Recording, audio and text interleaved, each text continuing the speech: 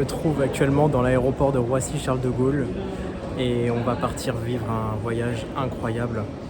Donc direction le Népal, d'abord un stop au Qatar, 7 heures d'avion, et puis une fois qu'on arrive sur place, on embarque dans un deuxième avion, quelques heures, et puis arrive à Katmandou à 9 heures au Népal. Donc impatient, un peu peur quand même de s'embarquer dans une aventure pareille, mais ça va être incroyable, je vais tout vous filmer.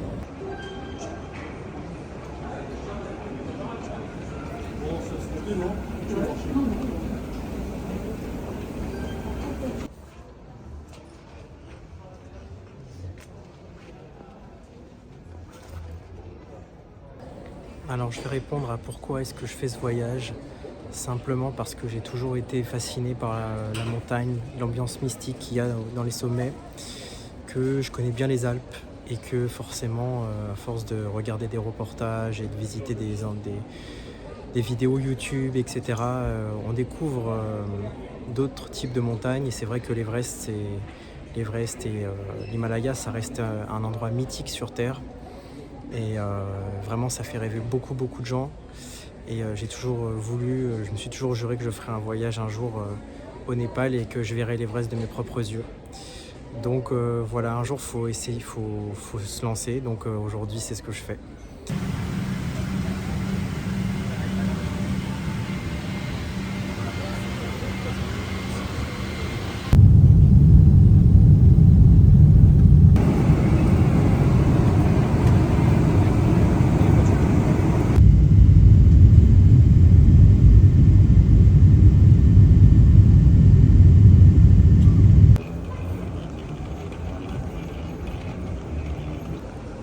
Second vol, direction le Népal et pour l'instant le Qatar, Doha.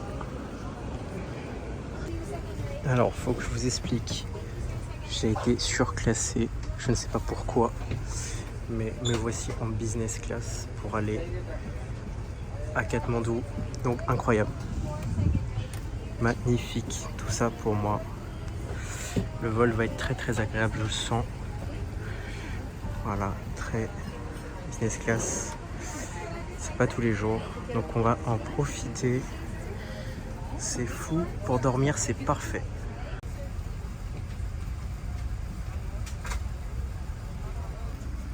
Donc aussi on a le droit à un menu dans l'avion. Voilà, donc ça c'est les plats qu'on pourrait manger, les entrées, le plat et le dessert. Ouais, c'est fort sympathique.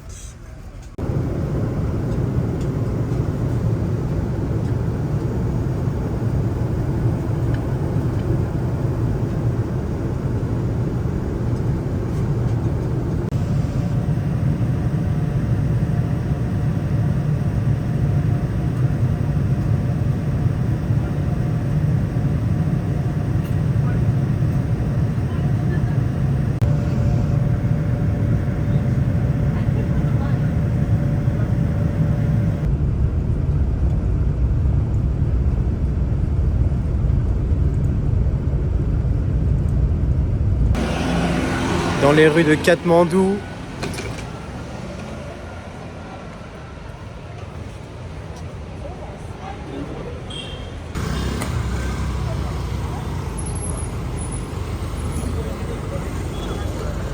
Je suis devant un temple népalais.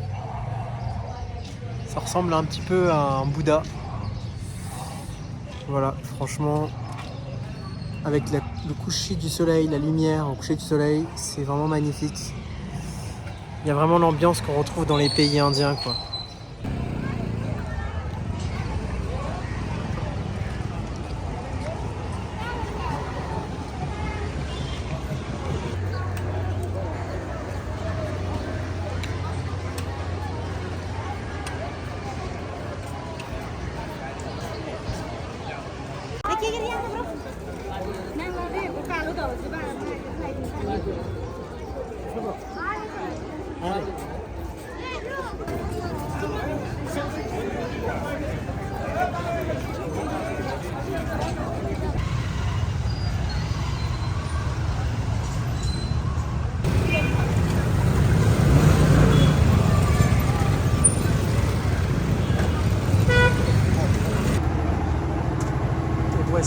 troisième avion, le petit avion qui nous emmène directement à Lukla.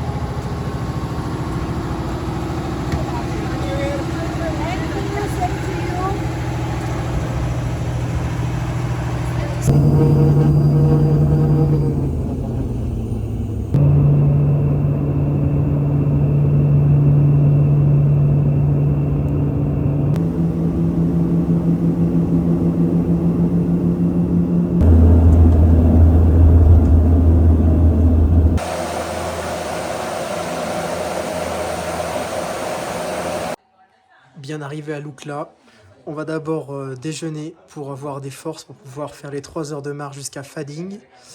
On est à 2860 mètres, on va marcher 3 heures, on va descendre un tout petit peu à 2600 mètres. C'est là qu'on va dormir. Et voilà un petit peu à quoi ça ressemble, vraiment auberge de montagne. Voilà. C'est très calme. On pourrait même se croire dans les Alpes un petit peu. Le dalbat, le plat du peuple, très nourrissant et parfaitement adapté dans les montagnes.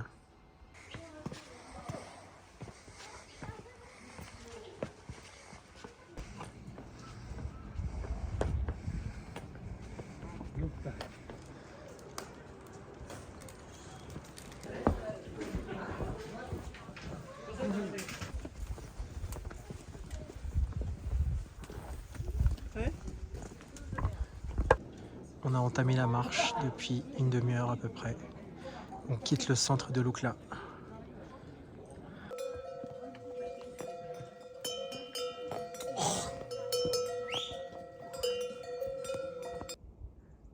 Alors c'est peut-être fou ce que je vais dire, mais ça ressemble étrangement à la Corse. Murs de pierre, petits arbres, montagne mais pas non plus très très haute, arbres fruitiers. On dirait presque le nord de la Corse.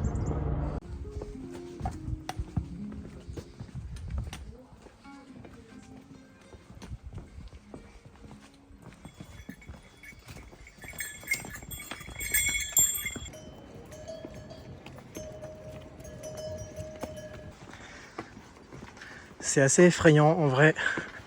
Un pont suspendu au-dessus du vide. Faut pas regarder en bas. Bientôt le deuxième pont suspendu. Incroyable, ils font passer même les bêtes à l'intérieur.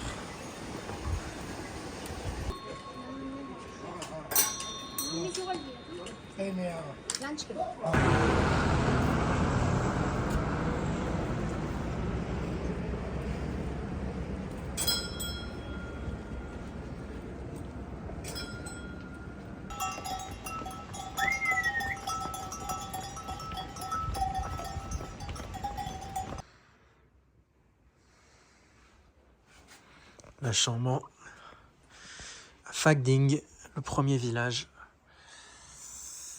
Voilà.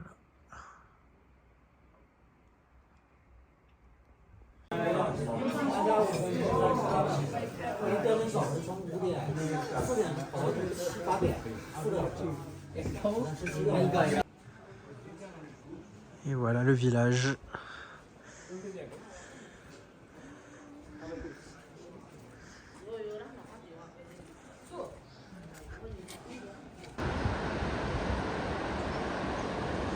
Jour 2, direction Namche Bazar. Troisième pont suspendu avec la rivière.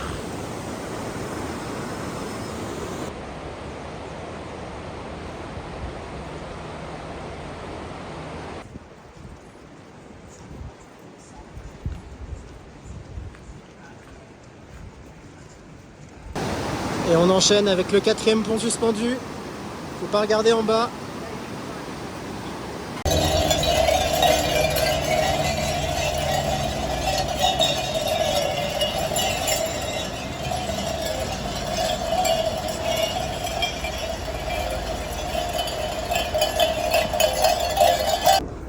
Le checkpoint du Sagarmatha, donc c'est le nom de l'Everest en népalais. Nous sommes entre Fagding et Namche, donc c'est la deuxième étape du trek.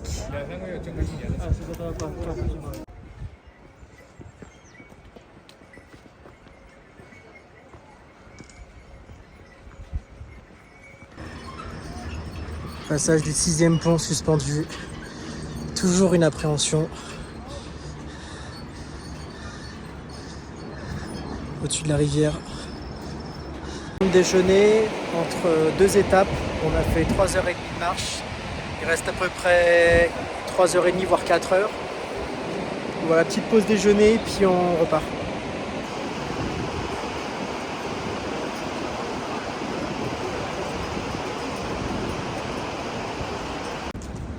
Le fameux Hillary Bridge, très connu.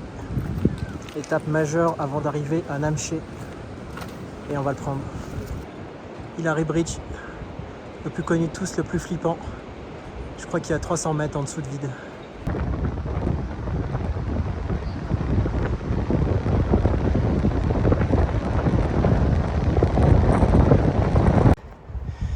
C'est tellement dur.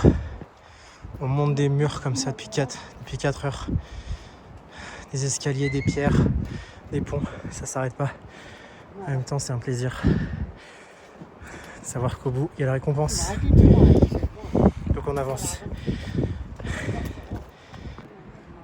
Des portions comme ça, il y en a des dizaines. Ça fait genre tous les jours tu grimpes 100 fois Montmartre quoi. Tous les escaliers. Pour se donner une petite idée. Au total on a je pense 1500 mètres de dénivelé aujourd'hui positif au total. Même si on commence à 2600 et on finit à 3450. Le dénivelé total est de 1500 mètres. Parce qu'on descend et on remonte à chaque fois. Donc c'est pas une montée linéaire. Voilà un peu l'idée.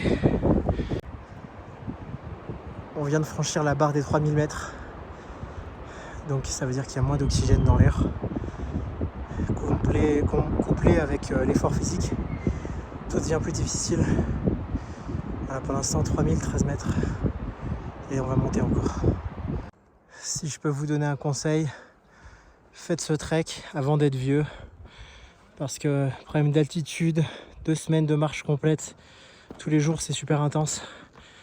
Donc vraiment, si vous avez l'occasion de le faire avant d'être vieux, ce qui rajoute une difficulté, faites-le. Parce que ça en vaut le coup. On arrive à Namché Bazar, 3470 mètres. Après une très longue randonnée.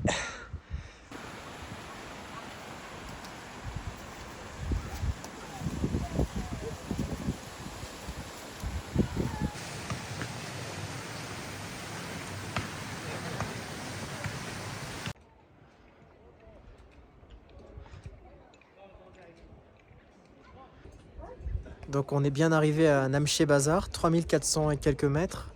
C'était une randonnée vraiment magnifique, rien à dire, c'était très beau. On a passé plusieurs ponts suspendus, peut-être 5 ponts. C'était assez terrifiant, mais il faut se forcer et après on arrive au refuge et c'est incroyable. Une petite anecdote quand même à raconter qui m'a bien fait rire ce matin. On sort du refuge.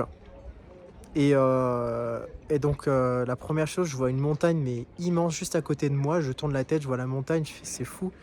Donc je dis à mon guide, mais c'est quoi cette montagne, elle est immense. Le gars me dit, ah celui-là, c'est juste une colline. Je dis comment ça une colline? Il dit, mais c'est plus une petite colline. Et en fait la colline, elle mesure 4500 mètres. C'est vraiment la démesure ici. C'est incroyable quoi, on est surpris toute la journée. En tout cas pour l'instant je suis content, je résiste bien à l'altitude. Un peu fatigué mais je pense que c'est plutôt la marche qui a fait ça. Et je sais pas si ça durera que je résiste bien à l'altitude, mais j'ai pris des médicaments spéciaux adaptés pour la haute montagne. Aussi évidemment pas d'alcool, pas de café, il faut vraiment limiter à 0 ce genre de truc, bien dormir. Et surtout 2 à 3 litres d'eau minimum par jour. Plus on va monter, plus il faut boire. Voilà. C'est vraiment incroyable. Ici, dans ce ville de Namché, on peut vraiment trouver de tout, c'est-à-dire des pharmacies, des souvenirs, des bouteilles d'eau, des équipements de trek. C'est incroyable. C'est ultra pratique. Et tout est acheminé par les Sherpas ou par les ânes et les chevaux. Donc c'est un énorme boulot de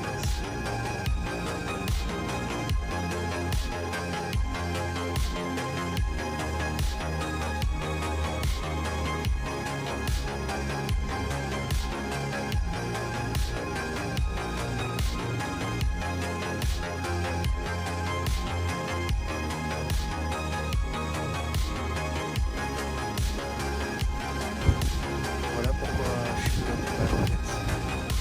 Le paysage incroyable, les montagnes gigantesques. On peut être que dans le présent, vivre le moment présent, ni passé ni futur. On se concentre sur les choses de la nature, les plus belles choses qu'elle a réussi à construire naturellement à travers les millions d'années.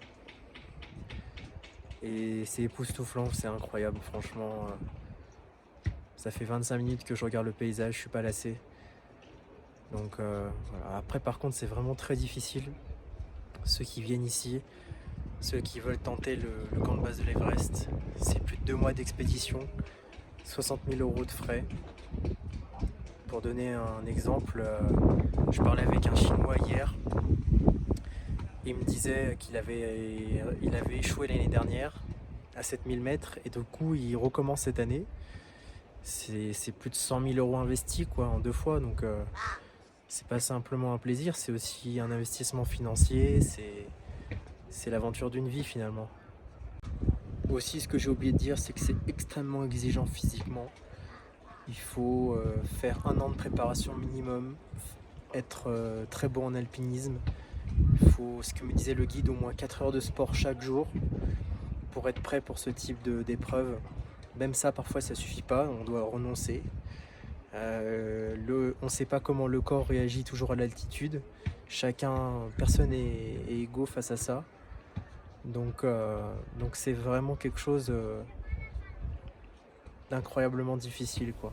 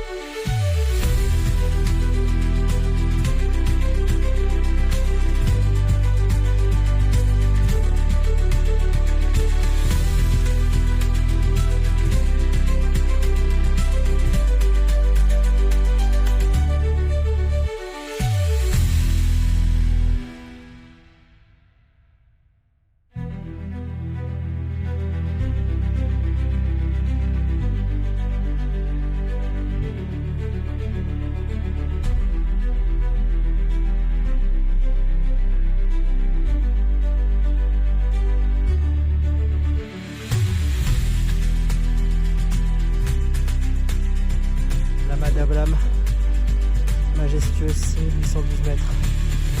À son top, surnommé le Cervin de l'Himalaya, avec sa forme, une des plus belles montagnes du monde. Apparemment, elle est plus dure à monter que l'Everest, même si elle est beaucoup plus petite. Encore un pont. Bien arrivé à Tengboché. Très dur d'accéder. 7 heures de marche. 3875 mètres. L'endroit le plus haut où je suis jamais allé de toute ma vie. Voilà, plus qu'à 18 heures de marche du camp de base de l'Everest. 24 km Et puis c'est aussi à la frontière du Tibet.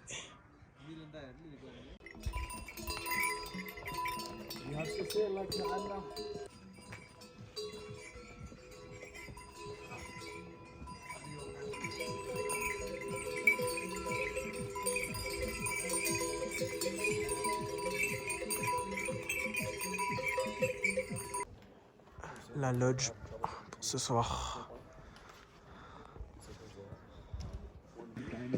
Je suis en train de visiter le monastère tibétain de Tengboché.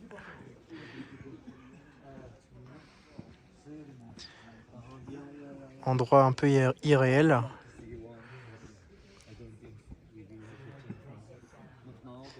Et c'est logique puisqu'on est très très proche du Tibet. Donc beaucoup de monastères de plus en plus.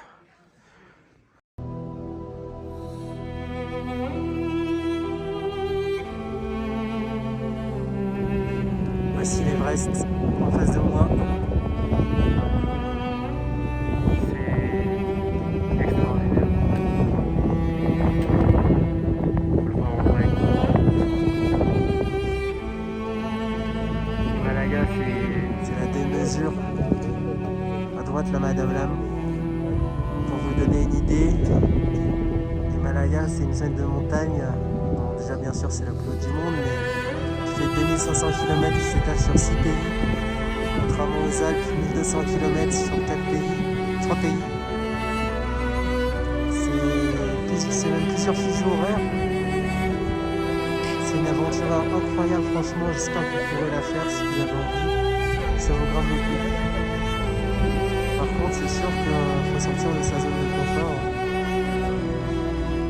Les réveils nocturnes, les maux de ventre, les maux de tête,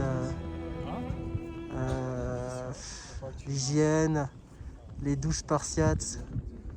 Mais bon, dès que vous êtes dehors, vous oubliez tout avec ce panorama. Alors par contre, quand même, à signaler un mal de gorge nocturne. Apparemment, c'est à cause de l'air sec, ça te crée des rhinopharyngites normales, comme ça, sans virus qui se transmet. Mais bon, on a des Doliprane, de l'ibuprofène, on boit beaucoup d'eau, du miel, des thés, beaucoup de repos. Et voilà, la motivation est plus forte pour l'instant que la maladie. Faut tenir bon 4 jours avant le camp de base de l'Everest.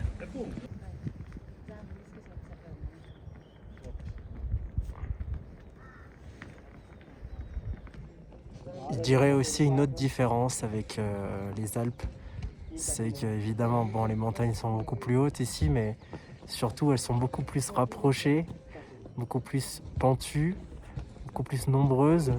Je donne un exemple. Par exemple, quand vous allez à Chamonix, vous tournez la tête, vous voyez le Mont Blanc. Vous vous dites, waouh, c'est incroyable.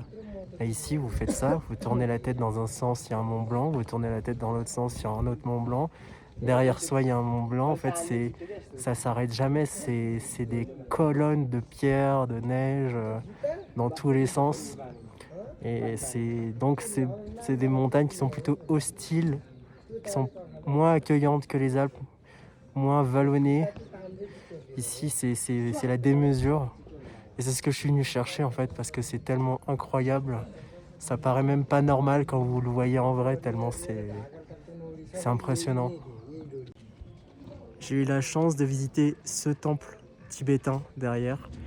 Malheureusement, on ne peut pas prendre de photos à l'intérieur, mais il faut savoir que le Dalai Lama se rend régulièrement dans ce temple. Et c'est incroyable, c'est trop beau. Il y a des dorures, des statues de Bouddha, il y a des ornements. Et ils font beaucoup de fêtes, de danses, de rites, de processions. Enfin. Et donc on voit les photos, mais on ne peut pas prendre en photo.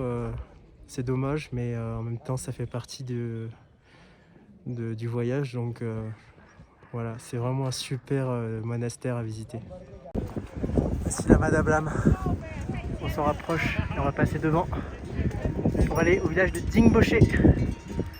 Presque 7000 mètres. Wow. Les yaks.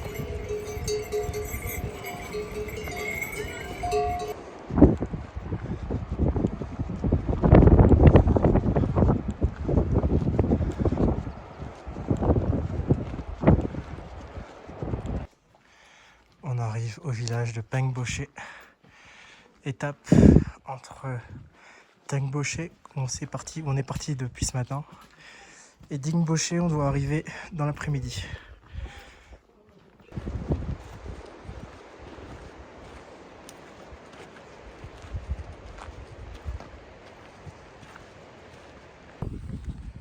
On a dépassé les 4000 mètres. Je sais pas si c'est l'altitude qui commence à taper ou si c'est la rhinopharyngite, le mal de tête à cause de ça, ou peut-être un peu des deux. Mais heureusement que j'ai du Doliprane, sinon je serais dans la merde. Mais on y arrive quand même, la motivation est très très forte. Voilà, les paysages sont incroyables encore une fois. Encore 2 heures de marche pour arriver à Dingboché. C'est officiel, on a fait plus de la moitié du trek, plus même, donc on se rapproche vraiment sérieusement du camp de base de l'Everest.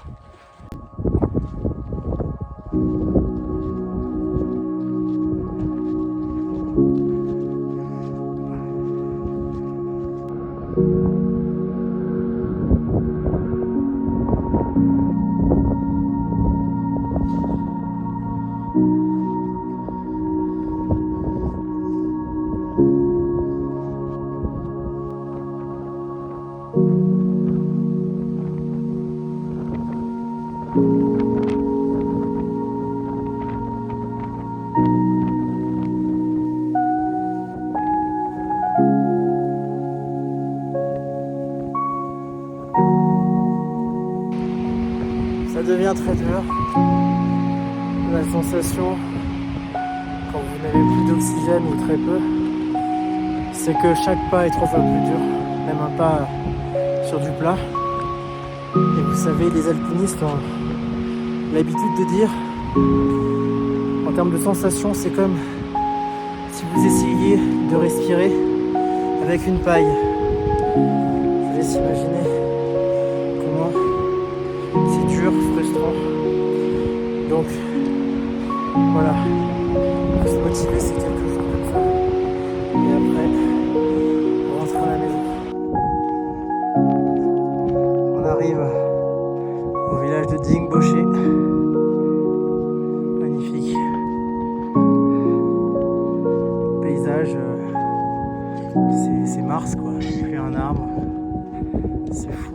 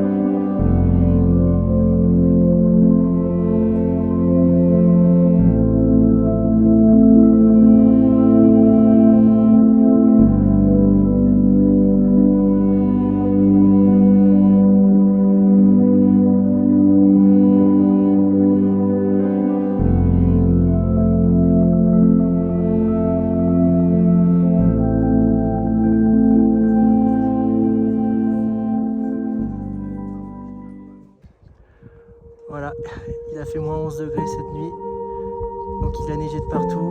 Le froid était inimaginable, heureusement qu'il y a le sac de couchage, le duvet, sous-pantalon, enfin voilà, je vous fais pas la liste. Et là on se trouve face au Lhotse, deuxième sommet du monde, par la hauteur, et voilà, c'est absolument incroyable. La vue est magnifique.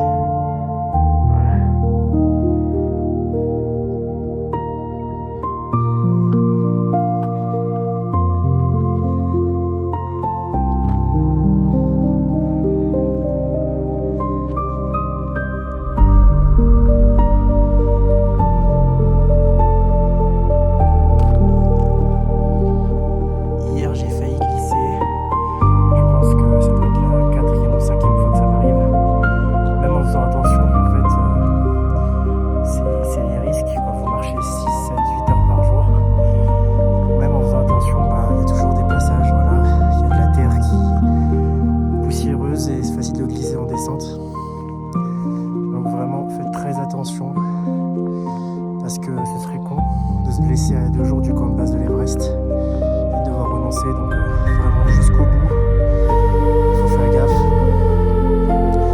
Et voilà, c'est pas une épreuve de compétition de durée, c'est plutôt un marathon, donc le but c'est de finir, c'est pas de faire un record de temps. Voilà.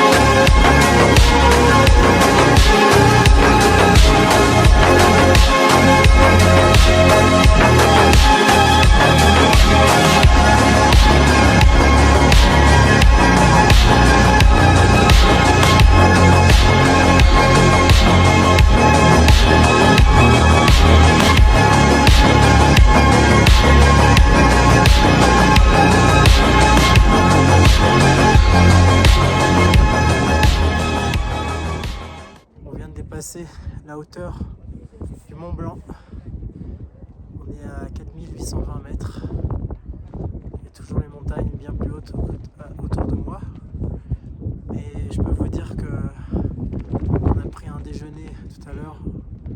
Si j'avais pas pris mon Doliprane, je pouvais plus monter, quoi. Mal de tête de malade, malgré le Diamox, c'est incroyable en fait, même avec l'acclimatation. Parfois il faut quand même prendre un Doliprane parce que le mal de tête est trop fort, on n'avance plus. On a beau suivre tous les conseils, le corps réagit comme il réagit. Mais là maintenant ça va. On est prêt pour continuer à monter jusqu'à 4900 mètres, direction le coucher.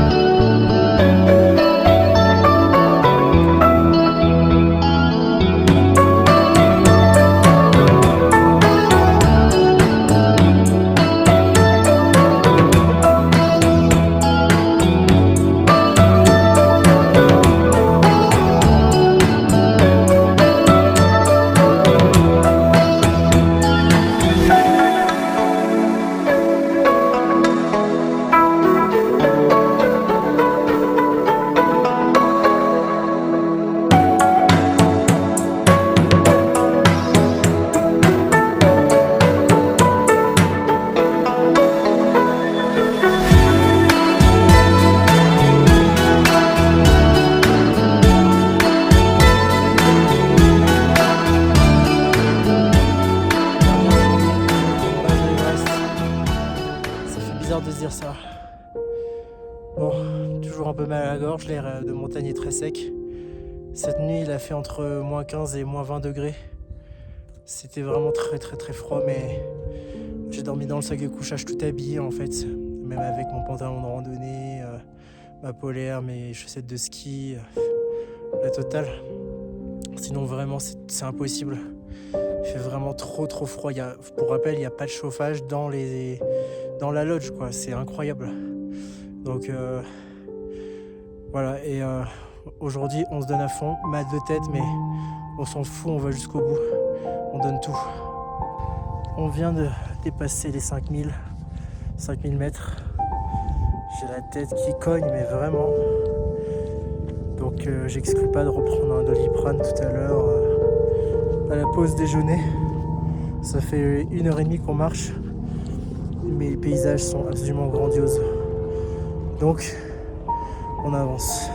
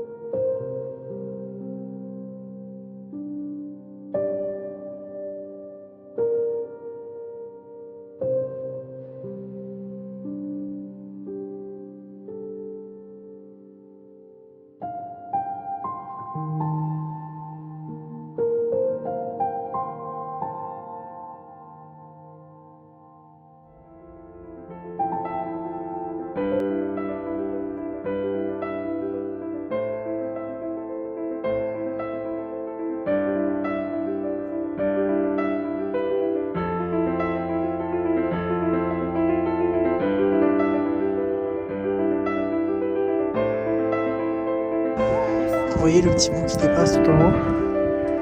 Là, tout en haut. Là, en fait, c'est le mont Everest, le sommet. Incroyable.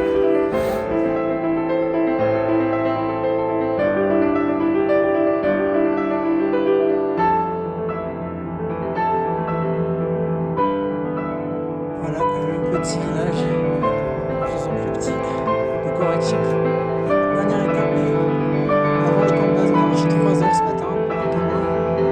Et il me reste encore une distance sur le camp de base de l'Everest.